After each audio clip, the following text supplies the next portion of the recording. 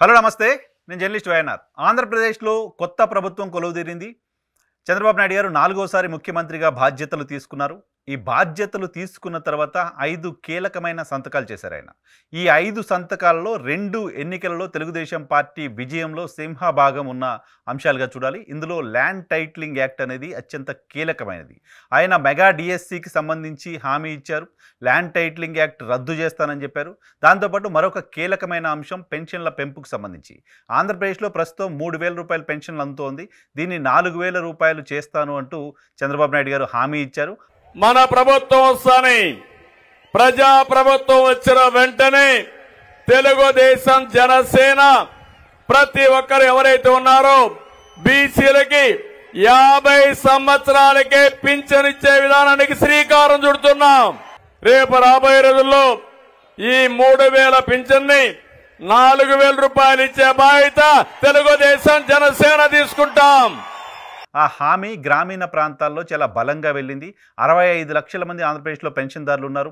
ఈ పెన్షన్దారులకు వాలంటీర్ల ద్వారా ఇంటికి అందే పెన్షన్ని అందకుండా తెలుగుదేశం పార్టీ కుట్ర చేస్తోంది, ఇబ్బంది పెడుతోంది అంటూ ఓ పక్క వైఎస్ఆర్ కాంగ్రెస్ పార్టీ క్యాంపెయిన్ చేసినప్పటికీ దానికంటే కూడా ఎక్కువగా 4,000 రూపాయలు పెన్షన్ వస్తుంది అనే దానికే ప్రజలు ఆసక్తి చూపారు. దాని వైపే ఓట్లేశారు అనేది ఎన్నికల ఫలితాలను బట్టి చూస్తే అర్థమవుతుంది. ఈవెన్ పెన్షన్దారులు కూడా ఇప్పటివరకు జగన్మోహన్ రెడ్డి గారు ఇచ్చారు అనే దానికంటే చంద్రబాబు నాయుడు గారు 4,000 చేస్తారు అనేదాన్ని ఎక్కువగా నమ్మి ఆ వైపు ఓట్లేసినట్టుగా కనపడింది. కాబట్టి వాళ్ళకిచ్చిన హామీని నెరవేర్చడం పైన చంద్రబాబు నాయుడు గారు దృష్టి పెట్టారు. దానిలో భాగంగా 3వ సంతకాన్ని పెన్షన్ల పెంపు అంశం పైన పెట్టారు. వచ్చే నెల 1 నుంచి పెన్షన్లు పెరగబోతున్నాయి, 4,000 రూపాయలు కాబోతున్నాయి. సో లాస్ట్ 2 మంత్స్ కూడా యాడ్ చేసి 7,000 రూపాయలు పెన్షన్ ఇస్తాను జూలై నెల 1 తారీఖు అంటూ ఆయన ఎన్నికల సభల్లో హామీ ఇచ్చారు. సో జూలై 1న ఆంధ్రప్రదేశ్లో ఉన్న పెన్షన్దారులు 7,000 రూపాయలు పెన్షన్ తీసుకోబోతున్నారు. ఆ తర్వాత ప్రతి నెల 4,000 రూపాయలు పెన్షన్ తీసుకోబోతున్నారు. ఇక మరొక కీలకమైన అంశం ల్యాండ్ టైటిలింగ్ యాక్ట్. తెలుగుదేశం పార్టీకి ఊహించని వరం లాంటిది ల్యాండ్ టైటిలింగ్ యాక్ట్కి సంబంధించి ఆంధ్రప్రదేశ్ ప్రజల్లో చాలా పెద్ద చర్చ జరిగింది. జగన్ ల్యాండ్ గ్రాబింగ్ యాక్ట్ ని రద్దు చేస్తాం.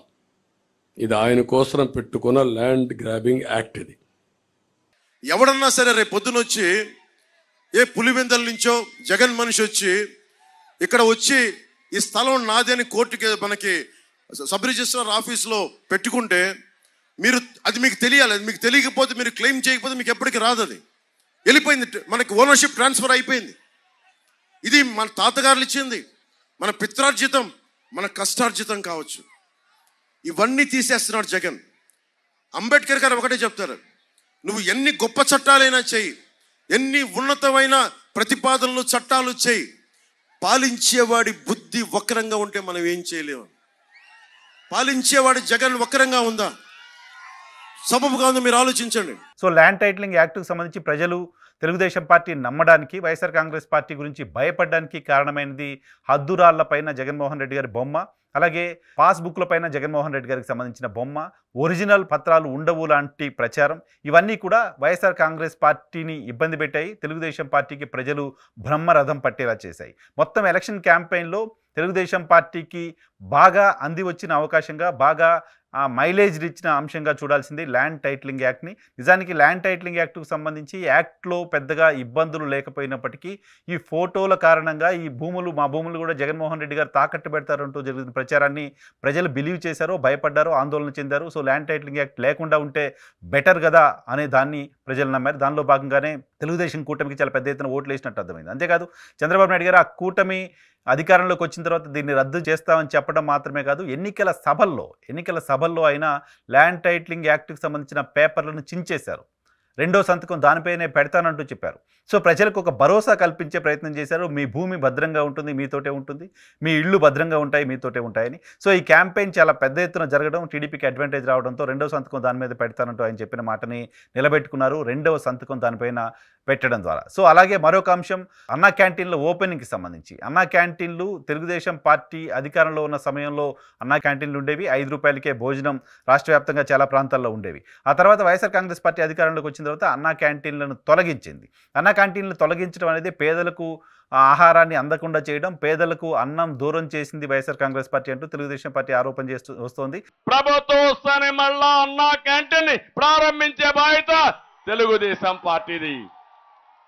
ఒక బొబ్బిల్లోనే కాదు రాష్ట్రం మొత్తం పెడతాం.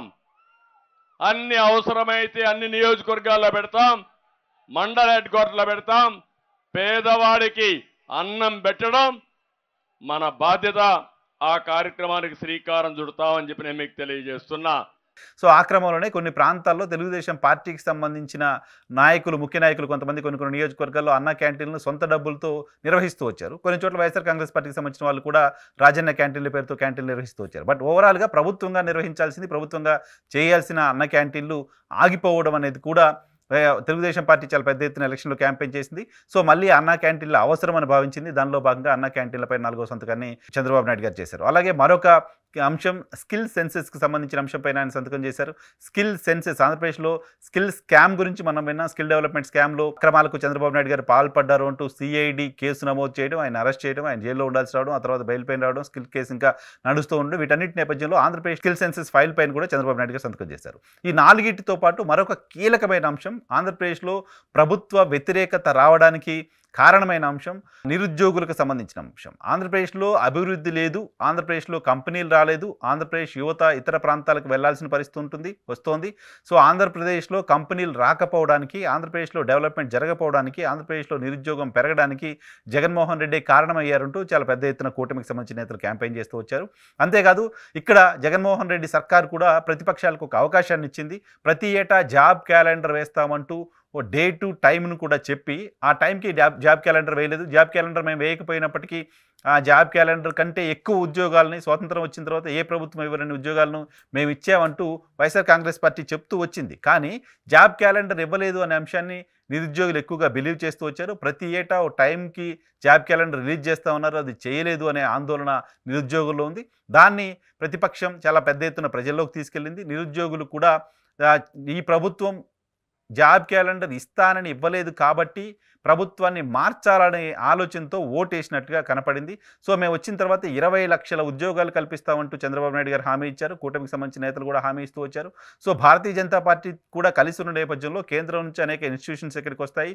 కేవలం సంక్షేమం కాదు, అభివృద్ధిపైన కూడా మేము దృష్టి పెడతాం, సంపద సృష్టించి ఆంధ్రప్రదేశ్లో అభివృద్ధి చేస్తామంటూ వీళ్ళు చెప్పిన మాటల్ని నిరుద్యోగ యువత బాగా నమ్మారు. చాలా పెద్ద ఎత్తున నిరుద్యోగ యువత కూడా తెలుగుదేశం పార్టీకి ఓటేశారు. అంతేకాదు ఉద్యోగాలు కల్పించలేకపోతే నిరుద్యోగ భృతి కూడా ఇస్తామంటూ తెలుగుదేశం పార్టీ హామీ ఇచ్చిన నేపథ్యంలో సో ఇక్కడ ఆ హామీలన్నీ నిరుద్యోగుల్లో ఉన్న అన్రెస్ట్ అంతా అడ్రస్ చేస్తూ మెగా డిఎస్సీని ఇస్తామంటూ చంద్రబాబు నాయుడు గారు చెప్పారు. ఇప్పుడే ఒక అమ్మాయి వచ్చి చెప్పింది, సార్ ఈ పెన్తోనే మీరు ముఖ్యమంత్రి అయిన తర్వాత మీ ప్రభుత్వం కూటమి వచ్చిన తర్వాత మొదటి సంతకం పెట్టండి డిఎస్సీ పైన ఒక ఆడబిడ్డ చెప్పే పరిస్థితి వచ్చింది. కూటమి వచ్చిన వెంటనే తప్పకుండా డిఎస్సి మొదటి సంతకం పెడతానని మీ అందరికీ హామీ ఇస్తున్నా. సో వైఎస్ఆర్ కాంగ్రెస్ పార్టీ అధికారంలోకి వచ్చిన తర్వాత ఒక్క డిఎస్సీ కూడా నిర్వహించలేదు. ఎన్నికలకు ముందు ఒక డిఎస్సీ వేసినప్పటికీ అది రకరకాల కోర్టు కేసుల కారణంగా ఆగిపోయింది. గతంలో చంద్రబాబు నాయుడు గారికి ఉమ్మడి రాష్ట్రంలో ముఖ్యమంత్రిగా ఉన్న సందర్భంలో కావచ్చు, తర్వాత ముఖ్యమంత్రిగా విభజిత ఆంధ్రప్రదేశ్కి ముఖ్యమంత్రిగా పనిచేసిన సందర్భంలో కావచ్చు, డిఎస్సీల పైన పేటెంట్ ఎవరికైనా ఉంది అంటే డిఎస్సీల వేయడంలో ఛాంపియన్ ఎవరు ఉన్నారంటే ఖచ్చితంగా చంద్రబాబు నాయుడు గారు. సో చంద్రబాబు నాయుడు గారు ముఖ్యమంత్రిగా ఉన్న సందర్భంలో పడిన డిఎస్సీలు ఆ తర్వాత ఎప్పుడు కూడా ఎవరు వేయలేదు. కాబట్టి ఇక్కడ డిఎస్సీలకు సంబంధించిన అంశం, డిఎస్సీ మొదటి డిఎస్సీ పైన మెగా డిఎస్సీ పైన సంతకం పెడతానంటూ చంద్రబాబు నాయుడు గారు చెప్పిన మాట నిరుద్యోగుల్ని బాగా ఆకర్షించింది, వాళ్ళు కూటమికి ఓటేసేలా చేసింది. కాబట్టి మెగా డిఎస్సీ అంశం పైన, మెగా డిఎస్సీకి సంబంధించిన ఫైల్ పైన ఆయన తొలి సంతకం చేశారు.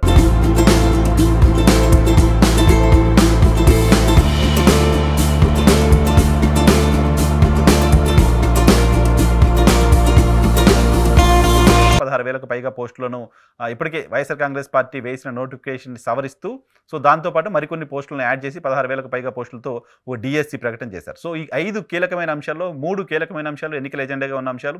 ఈ అంశాలను అడ్రస్ చేస్తూ ఆయన సంతకాలు చేశారు. సో ఈ సంతకాల నేపథ్యంలో ఆ 3 వర్గాలకు సంబంధించి ల్యాండ్ టైటిలింగ్కి సంబంధించి ఆందోళన పడ్డ వాళ్ళందరికీ రిలీఫ్ దొరుకుతుంది. సో నిరుద్యోగులు డిఎస్సీ కోసం చాలా కాలంగా వెయిట్ చేస్తున్న వాళ్ళందరికీ ఒక రిలీఫ్ దొరుకుతుంది.